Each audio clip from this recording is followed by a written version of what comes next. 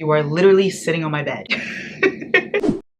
Hello Shuddy Bays, hello besties, welcome to my bedroom. I'm here to discuss all the books I read in February because as I told you yesterday, was not aware that February did not have 31 days. It hit me yesterday. Right when I woke up, I was like, damn, the month is over. So sorry this is a little bit late. It wasn't my fault. Well, it was. I have here in front of me the books that I read this month, and I'm gonna tell you whether I read them on Kindle, paperback, audiobook, what have you. I was in a really weird book slump this month where I just didn't want to read anything. All I wanted to do was watch Scandal and Flash. And so you're gonna see that like some of these books reflect that. I'll explain as I get to it. First and foremost, I started the month with a very depressing read, and that's the way I used to be. This is by Amber Smith, and I'm not gonna lie to you, I went into this knowing it was gonna be sad, but I didn't look up any of the warnings or anything like that. I just kind of went blindly into it, and it was very heavy. Please beware going into this book. It is basically about this girl Eden. It follows her POV, and it follows it throughout all her years in school, so freshman, sophomore, junior, and senior year,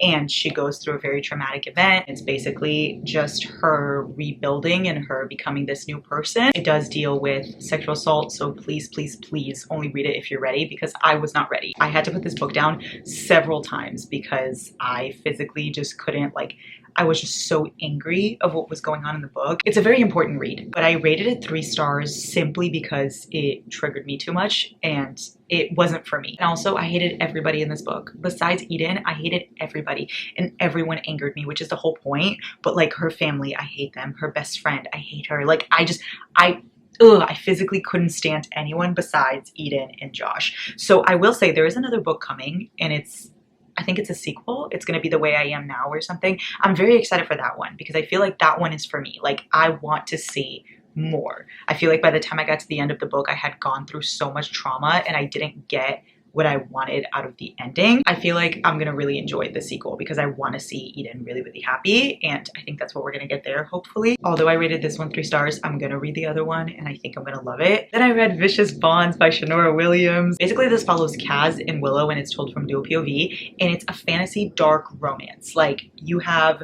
this guy who's in this fantasy world and then this girl who's in our normal world, but for some reason they're connected. Like, they can understand each other and hear each other in their minds, but they don't know why, and all of a sudden she gets dropped into his world, and that's basically what you follow here. It is based on Thomas Shelby. Like, the guy Kaz is based on Tommy, and I'm obsessed with Peaky Blinders, so obviously I had to read this. That is literally the reason why I picked it up, and I regret fucking nothing. It is so good. Even though Kaz was based on Tommy, all the other characters to me gave Peaky Blinders vibe. Like, I could see Polly, I could see Ada, I could see John. It was just so fucking good, dark, fun fantasy. There wasn't a lot of world building, which was fun, especially because I haven't read fantasy since like December or something. So it was good to dive back in with this book. It was the perfect amount of fantasy and romance, in my opinion. And there's spice as well, but it does end in a cliffhanger because the second book comes out in November or September or something like that. So beware going into this that it does leave you hanging. I was a little bit shook to my core, but I still love that I read it. I'll be waiting for the next book patiently. Not so patiently, actually. Anyway, I rated it 4.5 stars. Social trigger warnings because it is a dark romance. Then I read Triple Duty Bodyguard by Lily Gold. This is one of her Why Choose romances. I'm pretty sure that's all she writes. I love Faking with Benefits, so I really expected to love this one, and I was wrong. To my core, I was wrong. This book follows Briar, and she is a celebrity that basically has a stalker, and so she needs new bodyguards, and that's when she hires these 3, which are Kenta, Matt, and Glenn. You go, Glenn Coco. Yeah, I couldn't take his name seriously there. Anyway, she hires them to be her bodyguards, and they're like ex-military. They're all super hot. It's a Why Choose romance. You get where I'm going with this. I didn't like it. I liked the idea of like celebrity romance with bodyguards. Like, I loved that, but I just didn't care for any of the characters. All the characters really felt short for me. Like, Briar was kind of annoying. Kenta, I knew nothing about. Like, I felt like I barely got to know the guy at all. And then Matt and Glenn, like, they were just there. Glenn was my favorite if I had to pick one, but even then, I really just didn't enjoy it. The plot was really boring, and even the spice couldn't keep me entertained. And that's when you know it's a spicy scene with literally 3 guys and 1 girl doesn't keep me entertained. That's how you know I wasn't interested in the book. It was okay. I rated it 2 stars. It wasn't okay, actually. I didn't like it. This is definitely going to be my least favorite Lily Gold book, but I love the cover, so I'm glad I own it. I will be reading her other books. This one, though, was a miss. You win some, you lose some. I lost this one. 2 stars. Then I listened to this novella by Kennedy Ryan. It's Coming Home, and it's very, very short, and I'm pretty sure it's just an audiobook, so I don't even think you can like purchase it or anything, but I really did enjoy it. It's a second chance romance. Basically, these characters knew each other in college, and it was always like they wanted to be together but they couldn't, and now it's years later and they're both giving speeches and going back to their what is that called? Alma mater. Alma mater. They're going back to their roots, to the college that they went to, and that's when they run into each other again. It was really good. I love Kennedy Ryan. She just does no wrong. Even though novellas aren't my thing, I will say, because I really like to get the story, and I feel like novellas kind of cut that short because they're so, you know, short. That's the whole fucking point. I still enjoyed it. I am gonna start not to rate novellas though, because since there's not much to go off of, I feel like my ratings usually are like 2 stars or something like that, even though I enjoyed the book. So I'm gonna not rate novellas. So this was just a novella that I enjoyed and I listened to, and I think it's worth it if you want a quick listen. Then I read Twisted by Emily Mcintyre. I had started this last month, and for some reason it just like sat on my Kindle for a really long time and I hadn't finished it, so I finished it this month. It follows Yasmin and Julian, and it's dual POV, and basically it is a Aladdin retelling, except, you know, the villain gets the girl. That's the entire point of the Never After series, so you have Jasmine with Jafar instead of Aladdin. Never have I ever thought I would say those words. Basically, Yasmin's dad is in the diamond business, like he sells diamonds and shit, and Julian is his right-hand man. And then Yasmin's dad is passing away and he wants her to get married so she can take over the company. And Yasmin's like, I don't fucking want to get married, but then Julian strikes up a little deal with her that he will marry her so that she can keep being with the guy that she wants to be with, which is this guy that her dad does not approve of, and he'll get the company. So marriage of convenience, a little bit of a fake marriage kind of vibe, the Aladdin retelling, very dark, search of trigger warnings because, you know, the Never After series is a dark romance, but I really did enjoy this one. It definitely is my least favorite out of the Never After series, but I liked it. I think Scarred is still my number 1. What I think about this series is that the endings are a little bit too rushed for me. Like, it kind of just wraps it up too fast and I don't get to enjoy it because it was so quick, but I still liked the whole plot and I liked the spicy scenes and stuff like that. So 4 stars, I enjoyed it. Not my favorite in the Never After series, but I liked it. Then I read Caraval by Stephanie Garber. This was my other fantasy read. I listened to this one and then in the middle of listening to it, I started reading the paperback because I became obsessed. I buddy read this with my grandma. We love to see it. This basically follows Scarlet, and it's in 3rd POV, but for some reason, like when I picked up the paperback, I didn't really feel that. The world building is like not too much for a fantasy read. So if you're going back into fantasy, I feel like this would be a good one. Anyway, it follows Scarlet, and she wants to play in this game called Caraval, which is like a performance of magic that you get put into and you play the game. I don't really want to tell you too much because I don't want to spoil anything, but that's the premise. It is very magical, it's very whimsical, it's romantic. It had me second guessing myself the entire time. The mystery was fun, and it ended at a really good point where I feel like I want to pick up the next book. I'll give it a 4 star. It was literally just like a fun, magical read. Like I said, if you want to go back into fantasy, I think this is a good one. I'm pretty sure it's YA as well. Then I read Do I Know You? Okay, it is about this couple, and it's told from dual POV. And basically, they are just not connecting anymore, and they don't really know why. And they're going on a vacation together, and that's when they decide to kind of role play that they don't know each other to bring back that spark. The premise sounded really fun, and I was very excited. And I read a good, like, I don't even know how much, like half of it maybe, or something like that.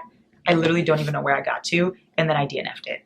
I could not for the life of me pick this book back up. Like, I knew what was going to happen. I very much knew. It was like, okay, this couple, they're going to get back together and then they're going to just fix all their issues within a second in the end. And I just don't care. It also kind of pisses me off that this couple had been together for so long and just now they feel that they're not connected anymore. And like, he was very self-conscious about the relationship and stuff. And I'm like, how did that happen? Like, they didn't even explain to me how that came to be. They kind of just threw me in there and I didn't like that. They lacked a lot of communication, a lot of love and passion. And I know they were trying to find that throughout the book, but I'm trying to find it too. And if I'm trying to find it, then I don't want to. I don't want to work. I want it to already be there in the pages. You know, like, I want to feel your love, and I didn't feel it, and I didn't feel a connection. I don't even remember their names. Eliza? Oh, Graham. I do remember it was Graham because I remember I kept calling him Graham Cracker. So Eliza and Graham. But I just don't care. Like, honestly, I can even flip to the end and see what happens. What happens? Let's see. Let's find out right now. Cool beans. I don't care. Anyway, there was this character David though in it. He was really fun. He was a side character, but he was supposed to be a main character. He gave main character energy. That's about all I liked from this book. So DNF, no stars because I didn't finish it. It's not looking good that I'm going to read the roughest draft because it's by the same authors. And since I didn't like this one, I don't know if I'll make it. So since I felt myself getting into a reading slump, I decided to re-listen to these. Sinner and Saint by Sierra Simone. I don't like Priest in this series, but I love Sinner and I love Saint. And when I listened to these like literally 2 years ago or something, I rated it 4.5 each of them, and now I switched it to 5 stars because they were phenomenal. I don't know if I was ready when I listened to it the first time, but these are really, really fucking good. These books basically follow the Bell brothers, and the first one is Priest, but like I said, since I didn't like this one, I didn't re-listen to it. But the audiobooks are phenomenal, literally fucking to die for. And I even went back and like looked through my paperback and stuff too while I was listening because it's just so good. It follows the Bell brothers and basically their journey through finding love and religion at the same time. A lot of people think these are like disrespectful to religion because of the spice. I feel like it's the complete opposite though. I feel like you should give it a shot, but if it's not for you, it's not for you, and that's okay. But I think that it does a great job of balancing a little bit of everything. Sinner follows Sean Bell and Zenny. It is an interracial romance. She is about to become a nun, and she is also his best friend's sister. And then she asks him basically to have a little fling before she becomes a nun. Let's leave it at that. And it is spicy, and it is good, and it is amazing. And Sean Bell, wow. Like, look at the back. It literally says, what do I believe in? Money, sex, McAllen 18. They have words for men like me. Playboy, womanizer, skirt chaser. My brother used to be a priest, and he only has one word. Sinner.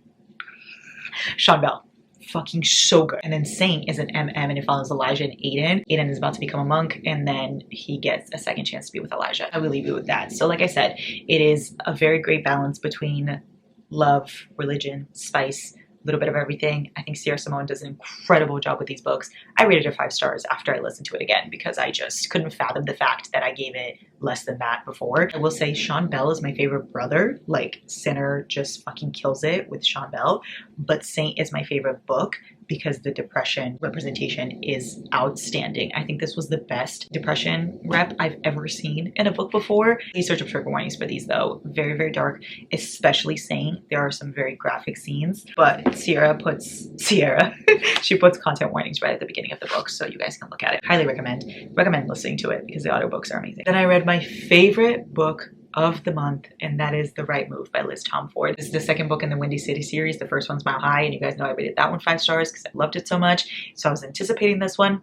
and it did not let me down. 5 stars again. Even better than Mile High somehow. It follows Ryan and Indy, and it's dual POV, and it is best friend's brother, and it's roommates, it's opposites attract. Literally, Indy has her heart broken in Mile High, and you see that happen, and then she doesn't have anywhere to live, so now she starts living with Ryan, and Ryan is this popular basketball player who doesn't let anybody in. He's very reserved, and she's very romantic, bubbly, very sunshine, and he's very grumpy to himself, but he lets her in. Not only all of that, but it's also fake dating because the general manager in Ryan's team thinks that he needs to learn how to live life outside of basketball. And he's like, no, I have a girlfriend, no worries. That girlfriend is Indy. And then Indy needs to go to a wedding where she's going to see the guy that broke her heart. So Ryan is going to go with her to that wedding. So it's a mutually beneficial agreement of fake dating. Wow, the jealousy scenes in this book were incredible. The quiet love in this book was phenomenal. Like, you get to see that love doesn't have to be just so loud all the time. Ryan Shea is definitely my favorite book boyfriend of the year so far. If you read any book in this video, please, please, please, please, please, please make it The Right Move. 5 million stars. I cannot even fucking explain how amazing this book is. Then I read Restore Me. This one is forbidden. It is dual POV. Her husband passes away, and then years later, it is her story with his best friend. So very forbidden. If that is not your vibe, maybe don't go for this one. But I didn't feel like I was betraying the husband, if that makes sense. Like, I didn't feel annoyed at the plot. I didn't feel like it was forcing anything. I really enjoyed it. I think what I didn't like though is I wanted there to be more emotion rather than so much spice. Like, I didn't expect there to be so much spice, which I like, don't get me wrong, but it was just like the spice overdid the romance, if that makes sense. Like the love and emotion. I wanted there to be more of that, but I still really enjoyed this, so 4 stars. Then I read Play With Me by Becca Mack. This is the second book in the Playing for Keeps series. The first one's Consider Me. Basically, you have Garrett and he starts falling for Jenny, who is his team captain's sister, and she becomes his neighbor, so you have forced proximity. It's a little bit of like secret relationship. It had a little bit of everything. I really did enjoy it. It was very funny, very fun, but just this series in general, like Playing for Keeps, it's very cringy, if that makes sense. Like some of the words used, I'm like, why? Like, why? Like they'll be like, oh, amazeballs or like fuckballs or something. They'll say stuff that I'm like, why are you saying that? That's how I feel about this series. I do enjoy it. And I remember rating Consider Me 4 stars, and then I rated Play With Me 4 stars as well, because the series is still good and it's hockey romances. They're all professional hockey players. It's really fun to see the found family and all of that. But just the cringe factor kind of takes me out of the story and just puts me elsewhere. It puts me in a headspace that I don't want to read it anymore, you know? But then I come back and I do enjoy it. It's fun. It's just not my favorite series ever. So Play With Me, I liked it, 4 stars. Then I read this Mafia series, y'all. I read Sinners Anonymous, Sinners Condemned, and Sinners Consumed. These are all the books that are out right now, but 2 more are coming. It follows these brothers and it is dark romance mafia vibes, okay? The first one is Angelo, and then the second and third one is Rafe, and then we're gonna have more that's gonna be Gabe. He's already my favorite brother. Don't ask me why, he barely speaks, but I just love the man. If you're in the mood for some fun mafia romances, these would be the ones. They definitely are easy to read. They get you out of your slump. Quick, fun, to the point, just men killing for her scenes. We love to fucking see it. They're not the best written books ever. In the first book, there were quite a bit of bird puns that annoyed the hell out of me. Like, instead of her cursing, she didn't curse, and she loved birds. So instead of being like, oh fuck, she would be like, oh swan. Excuse me? Oh my crow. Said it once and I'll say it again. Shut the flamingo up. Absolutely not. That annoyed the hell out of me. I know it was supposed to be cute. It wasn't cute. But I will say the second and third book were much better. The second book was amazing. I don't think it needed to be a duet though. Like the second brother, Rafe, he gets 2 books. I don't see why. I think it just could have been a bit longer and you could have made it into one. So kind of felt like the third book was pointless, but I still enjoyed it. So I rated Sinners Anonymous 4 stars, Sinners Condemned 4.75 stars. That was definitely my favorite. And then Sinners Consumed 4.25 stars. I read all of these on my Kindle and I immediately went and bought the paperbacks. So if that doesn't tell you something, I don't know what does. Then again, I always do that, so I don't know if it tells you much. Then I read Hail Mary by Candy Steiner. This is the 4th book in the Red Zone Rival series. We have Fair Catch, Blindside, Quarterback Sneak, and then Hail Mary. They're all interconnected standalones, so you can read them in whatever order you want. If you want to read just one, that's fine. This follows Leo and Mary. Yep, right there in the title. I read this like literally 2 nights ago. I don't know what happened. I told you this in the last video, but it was 4 in the morning. Okay, I'm minding my business, sleeping, and all of a sudden I rise. I literally rise, like I'm literally just like rising like a whole saint. And I get up and I'm like, I need to read Hail Mary. I don't fucking know why. Why did that cross my mind? I don't know. Was I dreaming about it? I have no idea. But I got up and I was like, I'm gonna read this book right now. I get my Kindle, don't put my contacts on, nothing. I put my Kindle in my face like this, and I read the entire book. Couldn't fucking tell you. The next morning I woke up and I was like, did I dream that, or did I read Hail Mary? And then I picked up my Kindle and I'm like, I read that. Like I read it. What the fuck? That was weird. I don't know how that happened. But anyway, it follows Leo and Mary. It is real POV. Basically, they knew each other 7 years ago and something happens where they don't talk anymore. And now it's years later and she happens to be his neighbor and she hates him and he doesn't know why. And then they start living together because her house is under renovation. And by renovation, I mean it's destroyed and she's trying to get it fixed. I really enjoyed this. In the beginning, had me, okay? But the reason why they stopped talking 7 years ago pisses me off. And I don't understand it. Like, it kind of makes no sense. Like, as I was reading it, I was like, what the fuck? Like, Leo was frustrating me, you know? I don't want to say anything that would spoil it, but that pissed me off. And then the third act conflict pissed me off. And I will say, with the rest of the series, that happened as well. Like, with Fair Cash, the third act conflict was disturbing. Like, I was like, what is this? It's so stupid. And then Blindside too. Like, I don't like when a third act conflict is thrown in there for no reason at all. It's just so that you are entertained. And I feel like not every book needs to have that. They really don't. And this book did not need to have that, because by the time that they work everything out, it's already like 80% of the book anyway. So you didn't need to have a third act conflict. You could have just kept on going, you know? but you didn't, so that pissed me off. But I really did enjoy the book. It was very cute. It was very fun. I loved Leo and Mary. I especially loved Mary. She was amazing, just such a strong female character, which I liked. And Leo was really, really great too, even though he pissed me off in what happened 7 years ago. So 4.25. Lastly, I read In a Jam. It follows Noah and Shay, and it's dual POV, and basically they have lived in the same small town, but Shay moves away and Noah comes back. And then years later, when she strolls in to take over her step grandma's tulip farm, yeah, you heard that right, tulip farm, she runs into him. She's like, what are you still doing here? And he is flabbergasted that he's seeing her again, because he was very much in love with her in high school, but she didn't know. So you get a little bit of second chance romance in the best way. It's not like a he fucked up second chance romance. It's like, you know, they just never knew second chance romance, which I like. Small town. It is also single dad. It was so fucking good. Like, this book was one of those that you just feel happy. Like, if you like Gilmore Girls, if you like Juniper Hill, I think you would love this. Not much happens in the book. I will say, not a lot goes on, but you don't even care because you're so invested in the characters. If you like the my wife trope, you'll love this one, because it is a marriage of convenience, because she needs to take over the farm, and to be able to take over the farm, she needs to get married. And he's like, hey, I'll marry you. Every single chance he gets, he says my wife. Every chance. I have never seen a book say my wife so much as this one. And the small town was so fun. It just felt like very homey. Like, I felt like I was there. I was at home within a jam. So, like, they make jam. Are you kidding me? There's a tulip farm. They're like goats and horses and stuff. It's so wholesome. I think if you like Heart of Dixie, Gilmore Girls, Juniper Hill, if you like that vibe, I really, really think you'll like this book. Like I said, not much happens, but in the best way. So I rated it 5 stars.